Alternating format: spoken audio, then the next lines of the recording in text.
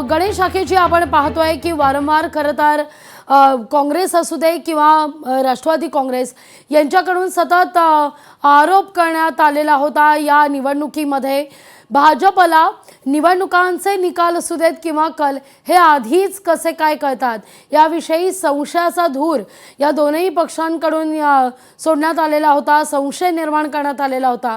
काय वाटतंय तुम्हाला या सगळ्यावर? बघा, तुम्हाला जर मी जर खऱ्या अर्थाने या निवडणुकीचं आपण जर विश्लेषण करायला लागलो तर मुळात विरोधकांनी म्हणजे काँग्रेस असेल, शरद पवारांची राष्ट्रवादी असेल किंवा उबाटा शिवसेना असेल, या तिघांनीही ही निवडणूक मुळात गांभीर्याने घेतलीच नाही।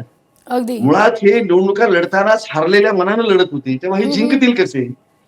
उलट महायुतीतल्या प्रत्येक नेत्या म्हणजे आमचे महाराष्ट्राचे मुख्यमंत्री देवेंद्र फडणवीस असतील, त्यांनी या महाराष्ट्रामध्ये जवळपास 60 सभा घेतल्या। पहिल्या टप्प्यामध्ये 34 आणि दुसऱ्या नंतरच्या टप्प्यामध्ये साधारणतः एक 26 सभा, म्हणजे 60 सभा यांनी घेतल्या। उलट ना आपले उद्धव ठाकरे कुठे सभा घेतली, ना शरद पवार साहेब कुठे घेतली, ना काँग्रेसच्या कुठल्या मोठ्या नेत्यांच्या सभा झाला, किंवा या निवडणूक लढतानाच हे हारलेले होते।